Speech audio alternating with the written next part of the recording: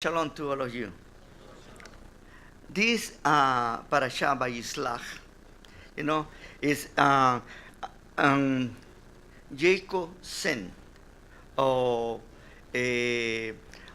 messengers. And here is very interesting that the word, the messengers that he sent use the word melachim, that means angels. And this is important from the perspective of to understand the Hebrew in the language that's given. The Hebrew language is not like the Greek language. And because of that, sometimes we need to more emphasize in the what is the message they're trying to give us instead of to trying to define words. Here, melachim doesn't mean angels, but it means simple messengers. And sometimes we need to understand it according to the context. But basically, all of us, sometimes without realizing, we are melachim. We are messengers. And we can call ourselves even angels, not only angel iglesias, but the others can be angels. And why? Because we do a role that sometimes we don't even realize that we are fulfilling a role, being messengers. Okay? Well, Angelo is there too. It's another. Well, we are full of messengers today. Anyway, then Jacob is coming back home, and he is going to face his worst fears. If you ask yourself today, do you have any fears in your life? Are you afraid of something? Long time ago, I used to work in a special line, about a line for suicidals. And I used to be hours and hours waiting in the phone for people to call, and I would talk to people who wanted to commit suicide.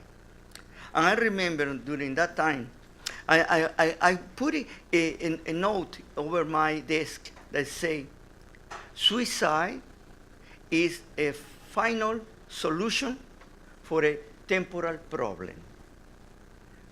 And Jacob is desperate. And almost it looks like that even he's ready to commit suicide because he doesn't know how to face his greatest fear. He was constantly in fear. He was in fear when he needed to ask his brother to a birthright. He was in fear when his mother asked him to supplant his brother. He was in fear when he ran away from his brother. He was in fear when he introduced himself to his uncle Laban, and how his uncle Laban not only deceived him, not once, not twice, but many times. He was in fear when he ran away from his uncle. This man was in fear, lived in fear. And when in his fear, what really sustained him? This is what we need to see in the scriptures. We read that he had, in certain way, a personal relationship with the Creator. The Creator will talk to him. He will appear to him in dreams. According to our sages, our blessed rabbis, their discussion among it was, sometimes they say it is it's a vision or it's a prophecy. And they are going to argue until Mashiach comes back. But to me, what is important is to see that he had this special relationship with the Creator. And I want that you see that, because all of us, we can have that opportunity too. It is not only for him. As many times we're trying to say only our heroes are the ones that are capable to have a relationship with the Creator, or they can talk to him. The Creator gives us forms, and he gives us examples how to do it. we're going to see how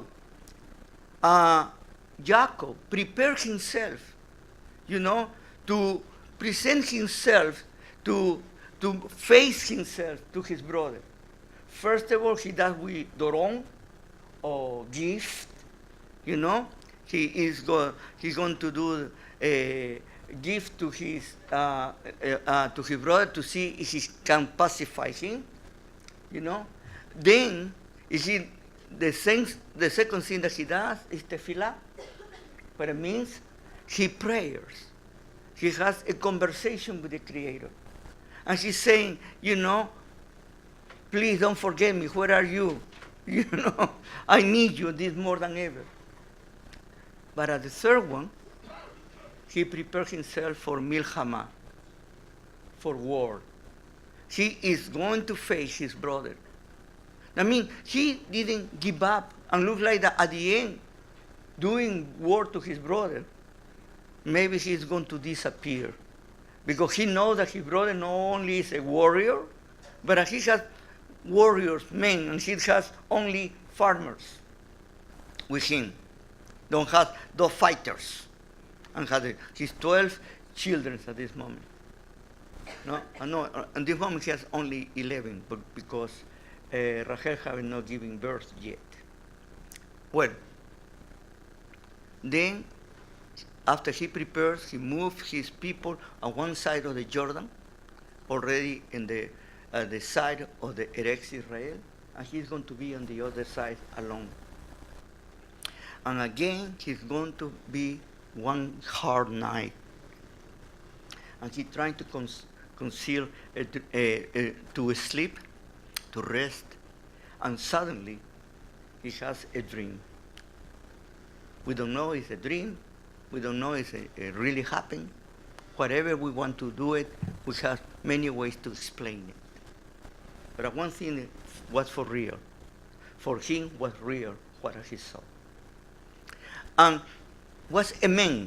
It's interesting that in the Torah, as was used the word melachim for the messengers, here, instead to use the word a melachim, a malach, an angel, he's going to use the word ish, a man. And he's going to be in a fight to death. And it's going to be all night until very early in the morning when the sun starts coming. And this man who is fighting with whom is, let me go because the light has come. And he say, I won't let you go until you bless me. And then they say, what is your name? He asked Jacob. And the man said, why do you want to know my name? And then he asked to Jacob, what is your name? And Jacob say, Jacob. And he said, now your name will not be Jacob anymore, will be Israel. Because you have fought against divine and men, and you have overcome. This dream, or this prophetic dream, whatever we want to call it, or the real situation for some people. Because I am not interested in the thing was physical or not physical, because after this man touched his side, his hip, and supposedly created a wound to him that he started limping. After that, many people say, how can you limp from a dream? That needed to really happen. But right now, if you go to some psychologists and some psychiatrists, they're going to tell you that if you have a very vivid dream, sometimes you are going to suffer the physical consequences because your dream is so vivid that can affect you. Because many of us, we have this problem. We separate the spiritual and the psychological from the physical from the psychological. And many, we are discovering with the time that most of the diseases start in the psychological realm and they project to the physical way.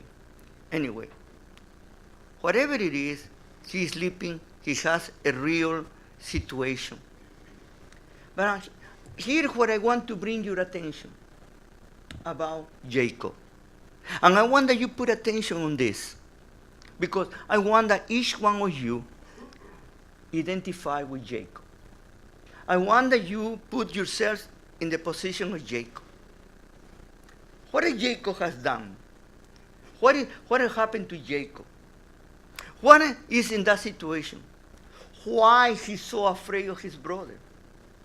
Why he's seeing that his brother is going to destroy him? Why he's shaking and why he's praying to God? You told me to come back, and you promised me that you are going to protect me. Why he needs to reassure himself if he has not done anything wrong? Another thing. Did he ever, we have read in that portions, in these 3 portions, to this point, did he ever recognize that he did anything wrong?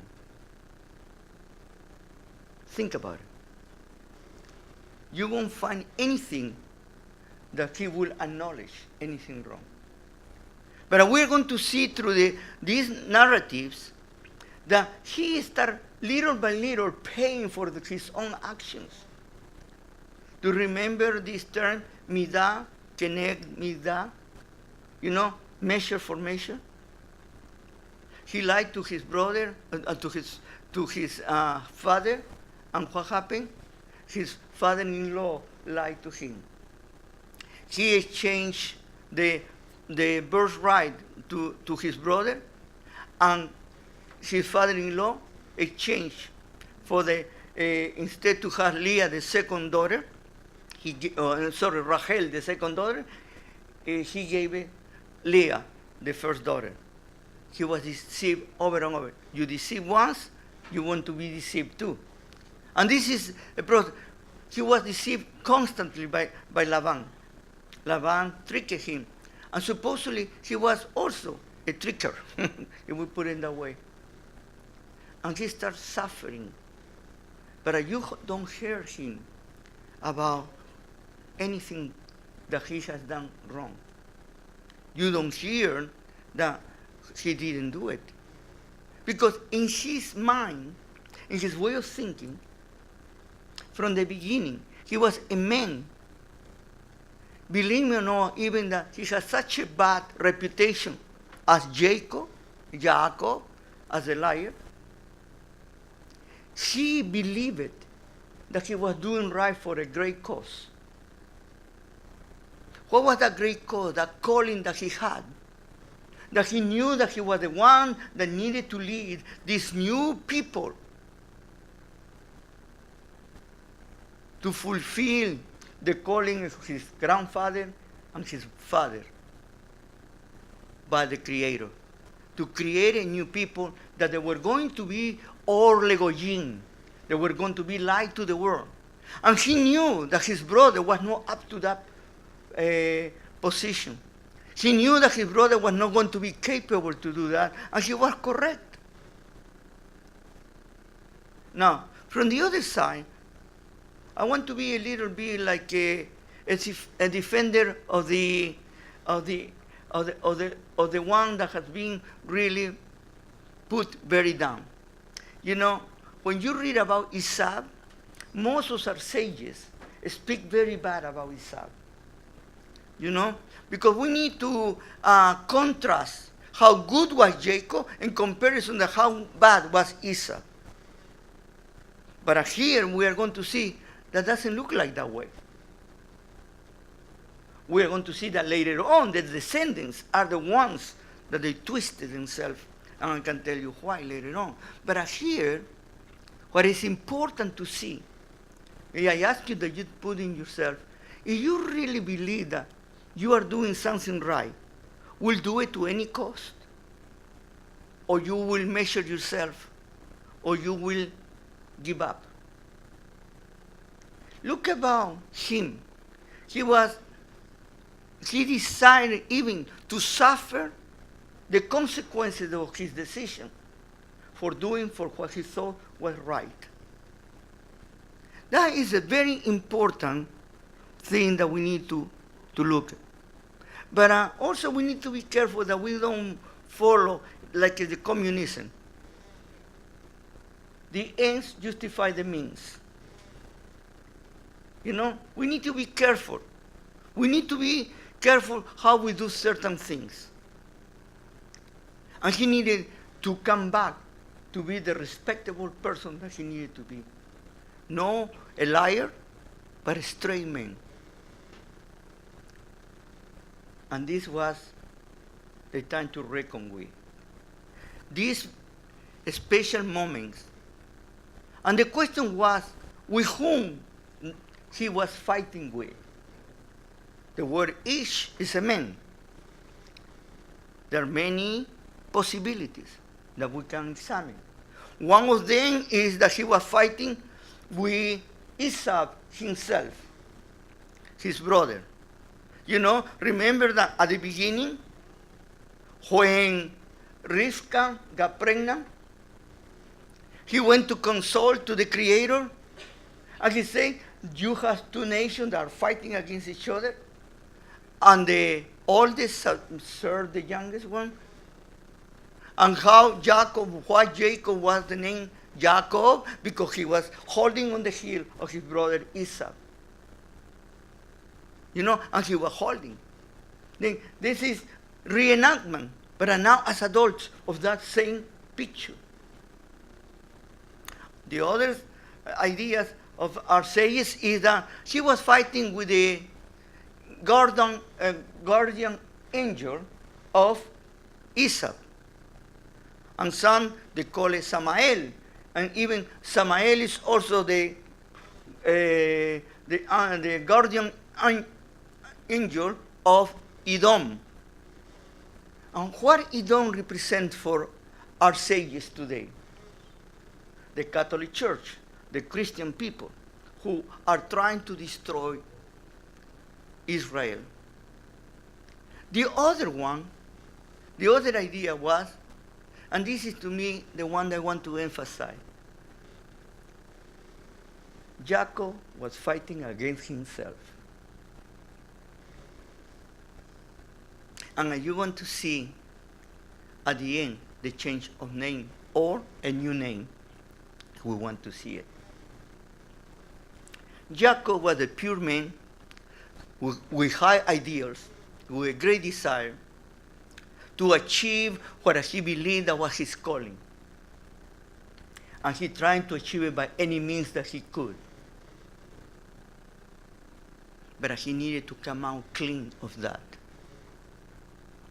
As Jacob was full of fears. As Jacob, here, how many times, if you read carefully, how many times he said that he was afraid of his brother. He was afraid that his brother was going to do something. He was afraid that his brother was going to destroy him. That was the man. And he needed to pass to a new level. A level of a person who has come to understand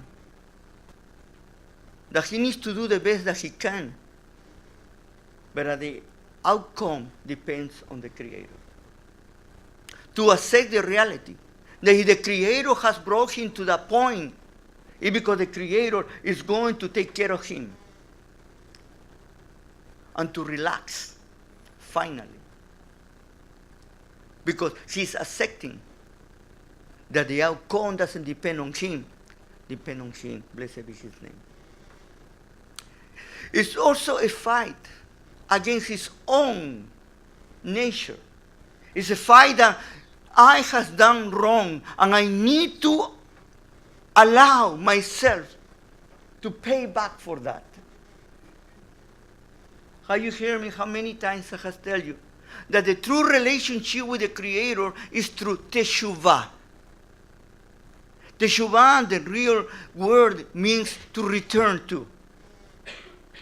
It is understood by many people as repentance. But the truth of the matter is to return to whom? To the Creator. And to return to the Creator, the first thing that you need to do is to acknowledge. This is very important. to acknowledge what you are, what you have done. One of the things like keep teaching you over and over again. Until you do not know yourself, until we do not know ourselves, we cannot try to know others. Until we do not see in ourselves who we are, we cannot serve others. You know, our Messiah Yeshua told us about that. When he was asked about how to put the commandments of the Creator, the 10 Commandments. And what did he say? Love our Creator with all your heart, with all your mind, with all your being, and love your neighbor as you love yourself. How can you love the Creator? How can you love the neighbors if you don't love yourself? And if you go a little deeper in the understanding in the Hebrew language, that love doesn't mean goody goody or munchy munchy munchy kunchy. No. But what it really means is being loyal to, be real, honest to, being open to, being transparent to. This is when you start to understand what Yeshua was trying to tell to his disciples and to the people who were listening. Because it's the same thing that now Jacob is going to do. Finally, he is going to acknowledge. And sometimes we don't see it too clear until we examine word by word. When these men ask him, "What is your name?" Why he needed to ask what is his name? What did he do to his father?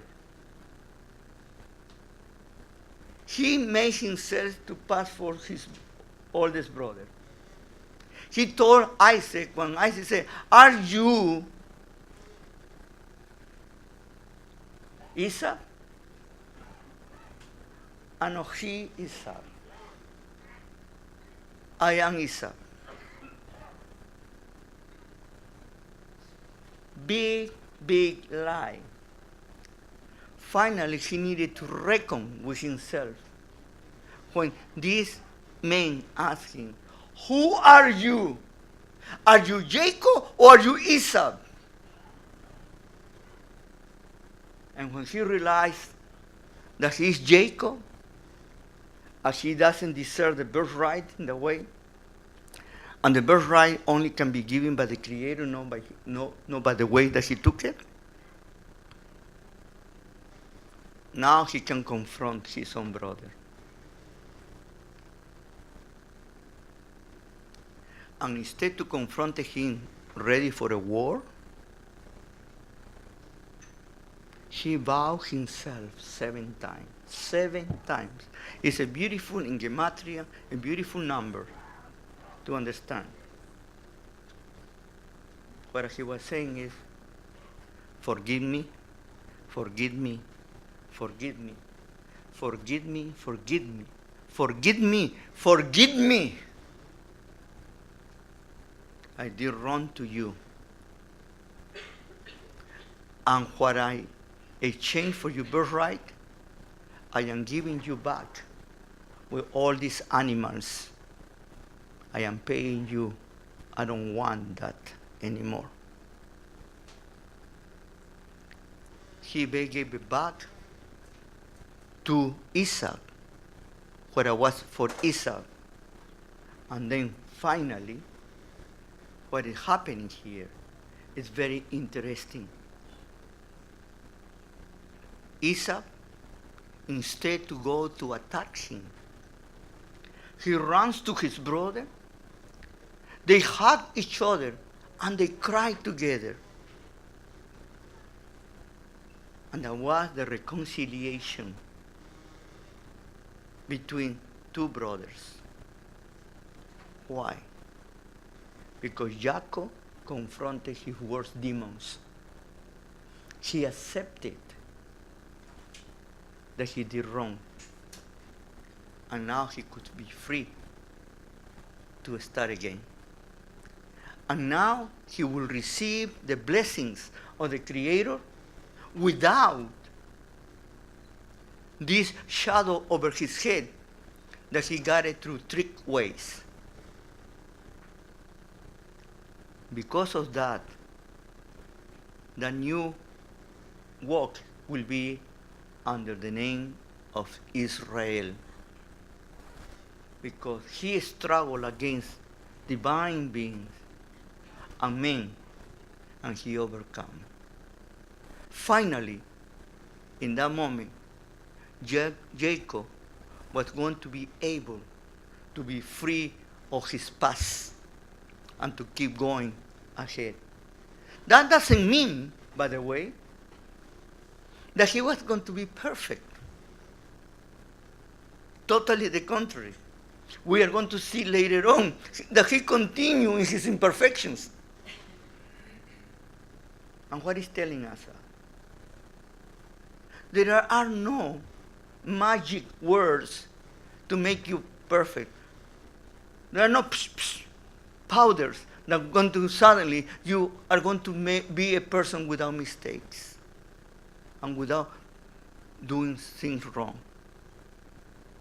Until we die, until we go to be in the presence of the Creator, because our humanity, we need to fight against ourselves. And this is a constant battle that we have. Let me ask you this question again. First of all, I ask you, could you identify with Jacob? Now, in which part of the life of Jacob do you feel that you are right now? Have you confronted your own demons? Or they are still hunting you? They are still over you and you cannot be free. Are you a fearful person that everything that you see, or you cannot take any decision because you are afraid of your own shadow? Or you are the kind of person that you say, I will try to do my best, and the outcome is going to come from the Creator? How many of us, we are being paralyzed? We don't take one side or the other because we are afraid that we are going to do something wrong. We are afraid of failure. You know, I have been reading the life of many people who have been very successful in business and in other things. No one of them, in his biographies, has said, the first time I tried to do this, just happened and became a millionaire. Most of them have failed so many times that if you were in their own shoes, you will stop. And they keep going, keep going, keep going, keep going, keep going. And every time that they try again, they try something better. My blessed father used to tell me, son, it's better to learn from the wrongdoings of other people than from your own. Hurts less. But we need to be aware of this. We have the opportunity to learn from each other. And we have the opportunity to help each other. Some of us, we have more experience in certain areas. Some of us, we know certain areas better than others. If we put ourselves together, we can help each other. That's what is community. Jacob needed to deal with his own fears to be able to make a nation of Israel. His 12 children we are going to see later, that he has passed many of his own mistakes. And we are going to see at the end. Sometimes his name was Jacob, sometimes his name was Israel. But what is very interesting, I'm going to give you a little thing to think about it. Jacob died. Israel lives. What it tells you there. All of us, we are in our way in our lives. Some of us, we are very young. Some of us, we are almost at the end of our journey. Some of you are in the middle of that journey. Some of you are needed to confront very difficult situations. Some of us, we realize that we have committed many mistakes. But this is different between the one that has committed many mistakes and doesn't do anything about it, and the one that has committed many mistakes and do something about it. And I know both cases. I do a lot of counseling with people from different ages, with families and different situations. And one of the things that don't stop to be amazed is about how the person responds to a situation. Now, how a person responds to a situation that make it go ahead or destroy. Let me ask you another question. What is your greatest fear? Think about that. What is your greatest fear right now? Because depending on the fear that you have is the way that you need to face it. One of the things they teach in this community is about confrontation. Why I teach confrontation? Because confrontation is the best thing to deal with issues. When you don't deal with issues, you put it in the basket, or under the carpet. And gets a moment that is so big, that explode. And you're going to see that you need to do something about it. Because if you don't do something about it, you're going to be destroyed. Jacob needed to deal with his actions against his own brother and against his own father to continue his life. He was coming back home. And he needed to be himself again, not somebody else. He couldn't hide any longer. He couldn't flee any longer. He couldn't be fleeing all the time. And what he did was confrontation. That is the reason that it's so important to confront. People think a confrontation is to fight. And that is the mistake. Confronting means to clarify,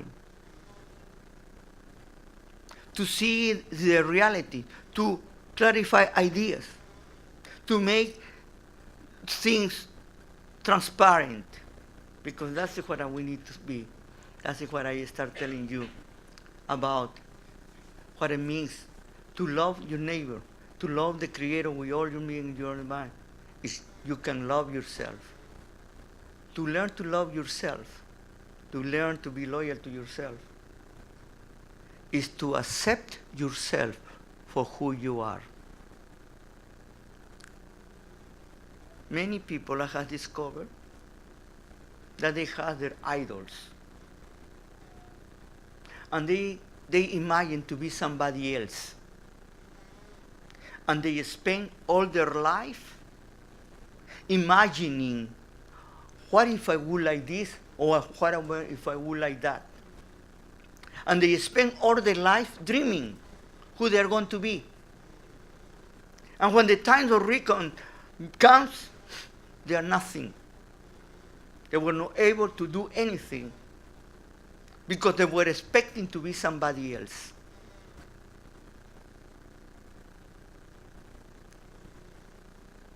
This is so interesting because it is time that we understand about Jacob coming back home and facing his worst fears. And you know, to lose your life is not the worst thing that can happen to you. I learned that when I was in this suicidal line. When there were people that were more afraid to live than to take their own lives. You need to be very courageous to keep living. You need to be strong to keep living. Sometimes suicidal is a cowardly act to try to solve your problems. Like I say, a temporal solution. Oh, sorry, a permanent solution for a temporal problem. Just the opposite. Then, I wonder today, when we look at Jacob, and he went through so many problems, and he didn't end it. We are going to see later on in the next parasha. We are going to see what he's going through. And here I have not talked to you about his two favorite sons, Shimon and Levi. You know? What they did. I don't want to tell you about, later on, what he did with his beloved son, Joseph.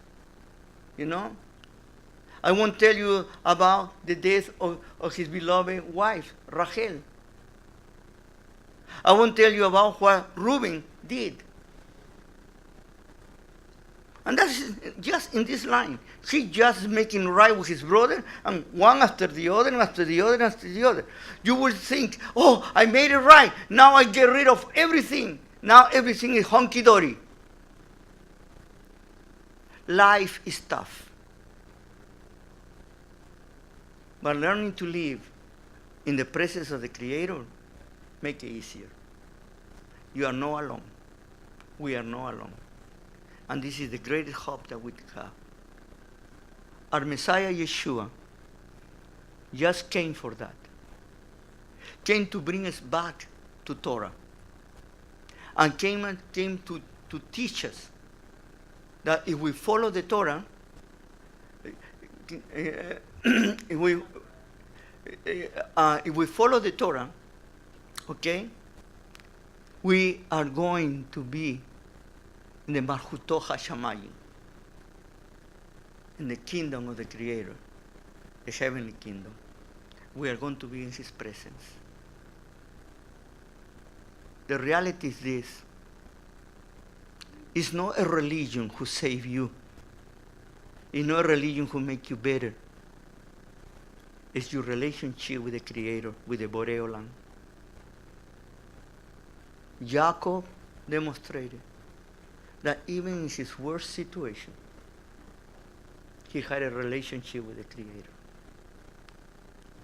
I mentioned to you last week that the Creator appeared to anybody. I show you how he appeared to Abimelech, with his Isaac, and appeared to Laban with Jacob. And they were not a very good people, if we want to call it that way, or righteous people. But the Creator talks to people, because they are all of us, we are their creatures. But if we have Him with us, if He is with us, who can be against us? May the Lord bless you and keep you. Shabbat Shalom.